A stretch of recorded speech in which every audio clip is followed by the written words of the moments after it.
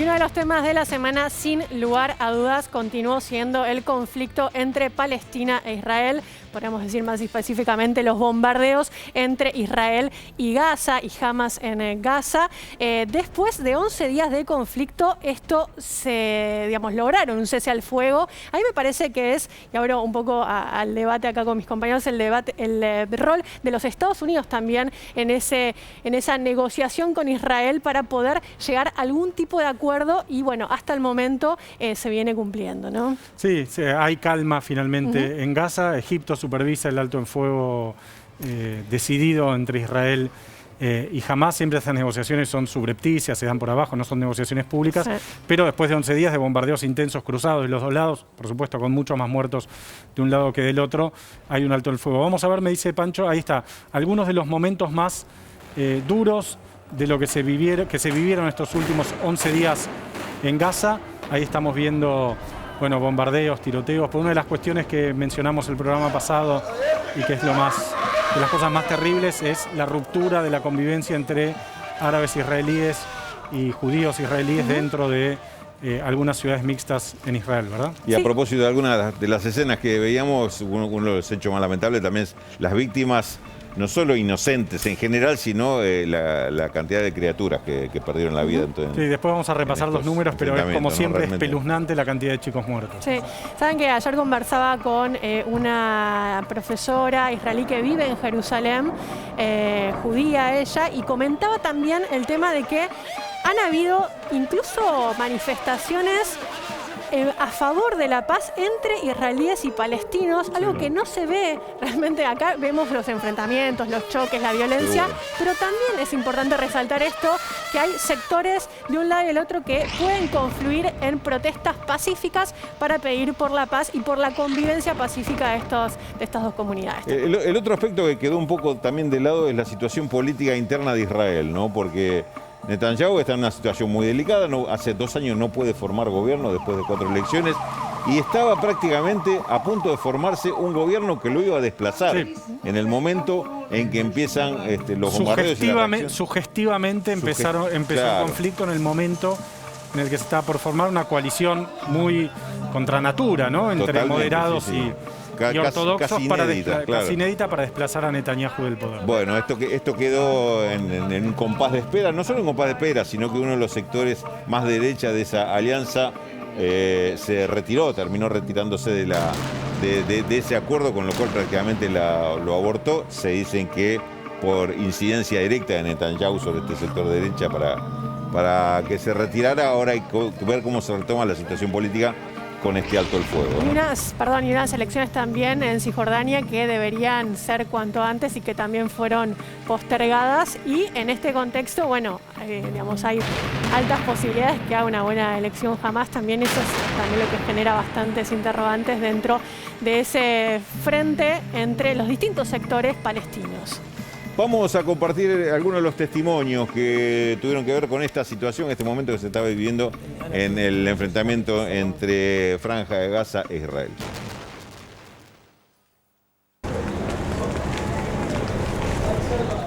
أن هذا النصر هو أيضا نصر استراتيجي. لماذا؟ لأن مرحلة ما بعد معركة سيف القدس ليست كما كانت قبلها. إن معركة سيف القدس طوت مراحل كثيرة وفتحت الباب لمراحل جديدة ستشهد الكثير من الانتصارات والكثير من النجاحات والكثير من بناء الاستراتيجيات على كل المستويات. ولذلك إننا اليوم نعتبر أن هذه المعركة هي قفزة نوعية في تاريخ الصراع مع العدو.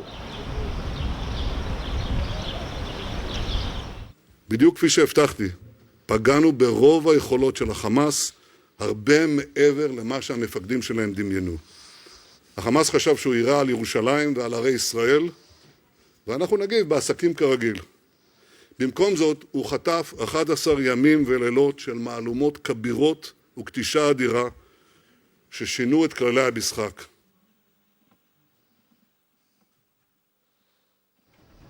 There is no shift in my commitment the commitment to the security of Israel, period. No shift, not at all. But I tell you what, there is a shift in it. The shift is that we still need a two-state solution. It is the only answer, the only answer. One of the reasons why we're able to get the ceasefire in 11 days, they didn't do what other people have done. I don't talk about what I tell people in private. I don't talk about what we negotiate in private. What I can assure you, though, is that the last times it took 56 days and then 6 months to get a ceasefire. I'm praying this ceasefire will hold. I take Bibi Netanyahu when he gives me his word. I take him at his word. He's never broken his word to me. احنا اليوم مبسوطين وبنحتفل ان شاء الله ونوزع حلو لمقاومتنا الباسلة بانتصارهم على الشعب على المغتصبين دائما وابدا يا رب. ان شاء الله منصورين دائما وابدا ان شاء الله.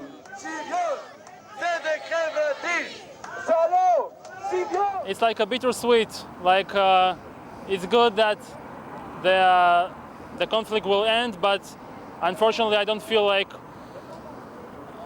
we have much time for the next escalation. If anything significant will change, like if Hamas will get disarmed, or if we'll get some agreement that will prevent the next escalation. So I'm like not very positive about that. كله ما وقف معنا ما في إلا غزة اللي وقفت معنا. الله يحمي غزة وأهل غزة وإن شاء الله يا رب. والحمد لله إنه طلعوا منصورين. الحمد لله إنه طلعوا منصورين.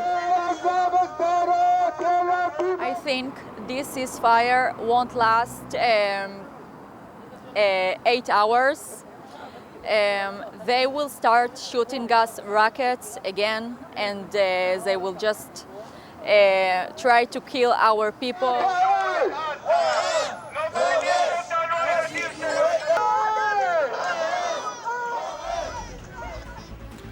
El alto el fuego significa finalmente algo de paz entre Israel y la Franja de Gaza después de muchos días de un conflicto que dejó una situación en términos de muertos y de heridos muy dramática. Vamos a repasar, si les parece, algunos de los números y de las cifras, de los saldos trágicos que dejó esta última escalada entre Israel y parte del pueblo palestino que vive en Gaza. 219 muertos del lado palestino, 42% de ellos son mujeres y niños, 1.235 heridos. En cuanto a las cifras más materiales, 76 edificios, 725 viviendas y 31 escuelas e infraestructuras dañadas. Todo esto dentro de la Franja de Gaza, una de las zonas del mundo con mayor densidad territorial. Son 2 millones de personas que viven en unos pocos cientos de kilómetros cuadrados. Del lado israelí hubo 10 muertos, incluidos 2 niños y más de 300 heridos. Esto es lo que se repite cada vez que hay una escalada, un nuevo capítulo de esta guerra abierta entre el pueblo palestino e Israel, que es la asimetría en el daño mortal que se produce de un lado y del otro. Desde el punto de vista más bélico, la cantidad de ataques de Gaza a Israel, 3.440 cohetes, insistimos con esto, son cohetes, no misiles. Hay una diferencia muy grande desde el punto de vista técnico, logístico y de la capacidad de apuntar directo a un blanco entre un cohete, que es algo que se lanza y no se sabe dónde va a caer, y un misil. Digo esto porque hay algunas confusiones, y no, 500 de ellos fallidos, 90% de estos cohetes interceptados por esta especie de escudo gigantesco que armó Israel, que se llama cúpula, que armó Israel, que se llama cúpula de hierro. ¿Qué lanzó Israel sobre Gaza? Misiles, efectivamente. Vamos a ver los ataques israelíes a Gaza. 766 objetivos atacados en Gaza. Esto es el saldo del conflicto, de este nuevo capítulo del conflicto entre Israel y Gaza, que finalmente llegó a un alto el fuego supervisado por Egipto, que es una parte, no quiero decir neutral, porque tiene intereses en muchos sentidos Egipto, pero es una parte, uno de los países, uno de los pocos países junto con Estados Unidos, al que los dos contendientes, Israel y los palestinos, escuchan. Sí, un país, Egipto, país árabe, que fue el primero en reconocer al Estado de Israel en 1978, y eso también le aporta cierta legitimidad dentro mismo de los israelíes a la hora de tomarlo como interlocutor válido. Hay otro actor también interesante, que es Jordania. De hecho, la vicepresidenta Kamala Harris mantuvo también una conversación conversación con la monarquía jordana, justamente como para que contribuyan a poner un poco de paños fríos en este conflicto. Recordemos también que Jordania ahí recibe muchísima población también palestina y refugiados palestinos que están viviendo en ese lugar en ese momento. Y una particularidad de este momento del conflicto es que pareciera que este ataque mutuo incomodó a todos por igual. Es decir, esta vez parece que no había ningún tercer actor interesado en que este conflicto se ahondara, y en esto me parece que tiene bastante que ver la postura de Estados Unidos, la posición de Joe Biden tratando de calmar las aguas, y lo que él mismo se refirió, José lo mencionaba al principio de este informe, él mismo se refirió a sí mismo a Estados Unidos como la diplomacia silenciosa que ejerce para tratar de bajarle el tono. Eso tratando de responder, digamos, a las críticas que había la comunidad internacional de por qué no cerraban en el Consejo de Seguridad de la ONU, no podían definir un comunicado conjunto. Bueno, sabemos que sale por consenso y que si hay alguien que no apoya eso, no sale.